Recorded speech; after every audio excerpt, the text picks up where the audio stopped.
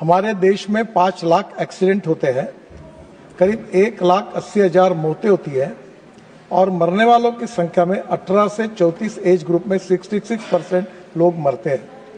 ये इतनी भयंकर बात है कि कोई दंगे में, कोई लड़ाई में कई लोग इतने नहीं मरते, इतने इसमें जा रहे हैं। ह्यूमन बिहेवियर ये हमारी सबसे बड़ी समस्या है और रोड सुरक्षा के लिए मोबाइल रखकर स्कूटर पर और गाड़ी पर बैठकर बात नहीं करना, जहां तक ड्राइविंग करते समय लेन डिसिप्लिन का पालन करना, हेलमेट पहनना, ऐसी बहुत सी बातें हैं। ये मेरे ध्यान में आई है कि एम्बुलेंस नहीं पहुंचती, पर जो राज्य सरकार की 118, 112 ऐसे अलग अलग नंबर रखते हैं, तो अभी हमने उनको कहा एक नंबर रखेंगे और मैंने एनएचआई में ये तय किया कि एम्बुलेंस में डॉक्टर और सब मॉडर्न एम्बुलेंस रखना, ईसीजी निकालना और बैंडेज बांधना। और इम्पोर्टेंट एक बात है कि एम्बुलेंस के कोड में जब बस जलती है या गिर जाती है तो उसको काटकर वो निकालकर लोगों को बाहर निकालने के लिए औजार ही नहीं है, तो कंपाउंडर क्या करेगा? थर्ड सप्लीमेंट्री श्रीमान Pramod Tiwari ji. Thank you sir.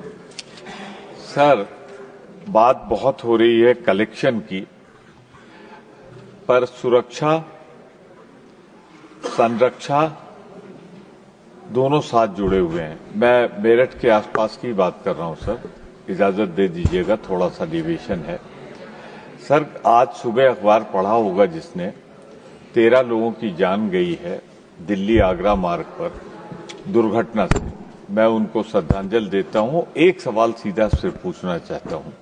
1 घंटे बाद एम्बुलेंस पहुंची और टोल पे जो रुके थे लोग, उसके आगे निकलने के चक्कर में ये घटना हुई। तो क्या माननीय मंत्री जी ये निर्देश देंगे कि जहां पे दुर्घटना, पहली बात तो होना, और अगर दुर्घटना हो तो उससे जल्दी से जल्दी उनको सहायता पहुंच सके, इसके बारे में कोई नीति, कोई प्रयास, कोई कदम उठाएंगे? जो लोग जल गए हैं, 13 तो मर गए हैं, जो ज्यादा जले हैं उनकी मरने की संभावना है। क्योंकि ये उत्तर प्रदेश से जुड़ा हुआ सीधा मसला है, तो मैं आपसे सिर्फ ये आग्रह करना चाहता हूं कि संरक्षा के साथ साथ सुरक्षा पर भी क्या नीति है, इस पर बताने की कृपा। अध्यक्ष महोदय, सम्माननीय सदस्य ने जो बात रखी है वो बहुत महत्वपूर्ण है और जो भावना उन्होंने व्यक्त की उसके साथ भी मैं सहमत हूं। ये घटना यमुना एक्सप्रेस हाईवे पर हुई है, वो उत्तर प्रदेश सरकार का है, पर मैं ये नहीं कहूंगा। हमारे देश में 5 लाख एक्सीडेंट होते हैं, करीब 1,80,000 मौतें होती है और मरने वालों की संख्या में 18 से 34 एज ग्रुप में 66% लोग मरते हैं। ये इतनी भयंकर बात है कि कोई दंगे में, कोई लड़ाई में कई लोग इतने नहीं मरते, इतने इसमें जा रहे हैं। और इसके कारण हम लोग लगातार, मैं ये भी मान्य करता हूं, हम बहुत कोशिश कर रहे हैं पर हमें सफलता नहीं मिली। इसमें रोड इंजीनियरिंग और ऑटोमोबाइल इंजीनियरिंग में बहुत सुधार हुआ। इसके बाद में एनफोर्समेंट के लॉ जो है हमने और स्ट्रिक्ट बनाया, फाइन बढ़ा दिए। ह्यूमन बिहेवियर ये हमारी सबसे बड़ी समस्या है और रोड सुरक्षा के लिए मोबाइल रखकर स्कूटर पर और गाड़ी पर बैठकर बात नहीं करना, जहां तक ड्राइविंग करते समय लेन डिसिप्लिन का पालन करना, हेलमेट पहनना, ऐसी बहुत सी बातें हैं। पर आप जो कह रहे हैं इसमें एक बात मेरे भी ध्यान में आया और मेरा खुद एक्सीडेंट हुआ था, मैं भी इसका भुगतभोगी हूं। और ये आप बिल्कुल सही कह रहे हैं कि 10 मिनट के अंदर एम्बुलेंस जानी चाहिए। ये IIM दिल्ली ने एक अध्ययन किया और उसमें यह ध्यान में आया कि ये 50,000 लोग जो मरे हैं, अगर इनको समय पर अगर मेडिकल ट्रीटमेंट मिल जाती तो उनकी जान बच सकती, जो बात आपने कही। It's very important. और ये करने के बाद हमने 2 योजनाएं की है।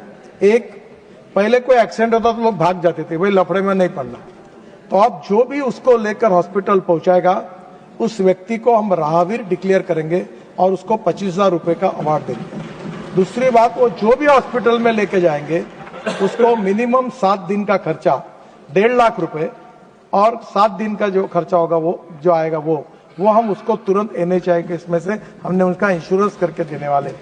और तीसरी बात आप जो कह रहे हैं, ये मेरे ध्यान में आई है कि एम्बुलेंस नहीं पहुंचती, पर जो राज्य सरकार की 118, 112 ऐसे अलग अलग नंबर रखते हैं, तो अभी हमने उनको कहा एक नंबर रखेंगे। और मैंने एनएचआई में ये तय किया कि एम्बुलेंस में डॉक्टर और सब मॉडर्न एम्बुलेंस रखना, ईसीजी निकालना और बैंडेज बांधना। और इम्पोर्टेंट एक बात है कि एम्बुलेंस के कोड में जब बस जलती है या गिर जाती है तो उसको काट कर निकाल कर लोगों को बाहर निकालने के लिए औजार ही नहीं है, तो कंपाउंडर क्या करेगा? कोई उसको ऑक्सीजन सिलेंडर से क्या करेगा? तो अभी एक स्पेशल टूल्स तैयार करके वो भी एम्बुलेंस में रख रहे हैं। तो वो कोड बनाया हमने ताकि तुरंत बस गाय में गिर जाती है तो उसको काट कर हम लोगों की जान बचा सके। और अभी हमने ये तय किया कि एनएचआई का हमारा काम नहीं है, हम राज्य सरकार को हमारे तरफ से किलोमीटर के हिसाब से एक एमओयू करेंगे और उनको कहेंगे कि आपको हम लोग हर स्टेट को 100-150 जो एम्बुलेंस है हमारे पैसे से अच्छे क्वालिटी के एम्बुलेंस देंगे, आपके सिस्टम में चलाओ। पर हमारी कंडीशन ये होगी कि कोई भी एक्सीडेंट होगा तो 10 मिनट के अंदर आपकी एम्बुलेंस वहां पहुंचनी चाहिए। तो निश्चित रूप से संवेदनशीलता के रूप से आपने जो बात रखी है उसके ऊपर हम जरूर काम करेंगे।